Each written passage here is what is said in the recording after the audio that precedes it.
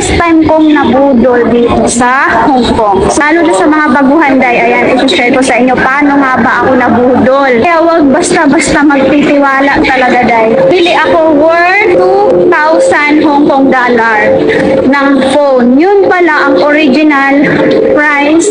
Sa mga price sa ibang store ay almost 1K lang siya. Sa iba 999 nga lang. Ito kasi yun day ang nangyari. Undecided, tama ba? Hindi pa buo yung isip ko na bibili. Kumbaga nagtatalo pa kami ng sarili ko na bibili o hindi, bibili o hindi. So pag pinag-iisipan ko kasi ang nananalo, hindi bibili. Kasi nga sa kakuriputan ko, di ba? Ayun na nga, nag-ikot-ikot ako doon sa worldwide, nagtingin-tingin. So ngayon, napunta ako sa store, mga Pinay, apat sila. So syempre, ang pag-Bisaya, ganyan, napaka-approaching, kumbaga nakangisi agad, ganyan-ganyan. So sila yung malakas uminganyo sa akin. So ako, sabi ko, oh sige, ito na, nagbayad ako agad para hindi na ako makahindi. Yun. Nagbayad ako agad. So nung na-check ko na, nung sinalpa ko na yung SIM card ko, nagpagawa na ng payment. Ang camera ay hindi ko nagustuhan. Sobrang filtered eh. Sobrang para akong naagnas na.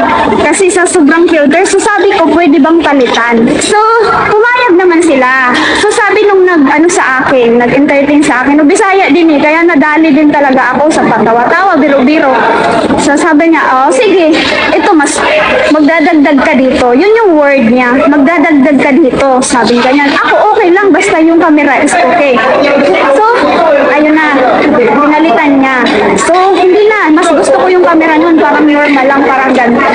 So, ang ginawa ko, yun na ang pinili ko.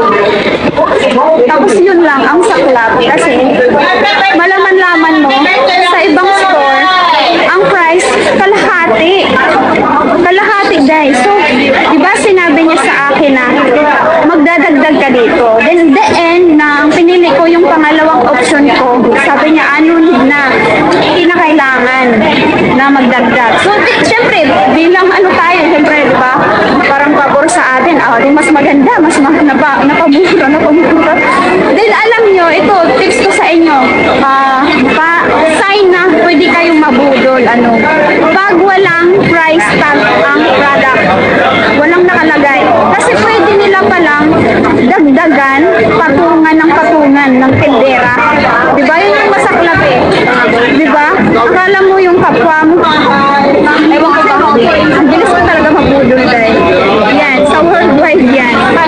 Yan ang sign. Nagsumbong ako sa amo ko kasi super stress talaga ako sa kakaisip. Alam mo yun, nag-OOT ka ng hindi ka na halos nag-off. Hindi ka halos kumakain pag day off mo. Makatabi ka lang, makasave ka lang, makaipon ka lang. Pero sa isang iglap, diba, ganun. Ang masakit dun, double pay. Kasi kababayan mo pa, parang ang bilis ko lang siguro matanggap or makamove on.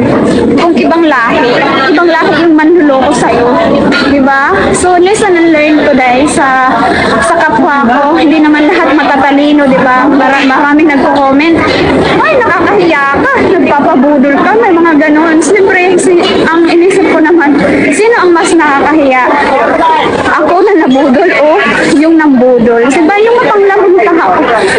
Sa kapwa nila, diba? Yun yung sad reality talaga. So, kayo sa mga baguhan, yan, tandaan nyo yan. Huwag basta-bastang magtitiwala talaga. Ang madalas na nabibiktima dito ay mga baguhan talaga. Ganon. So, ako nga, yan. Maging aral sa atin lahat today.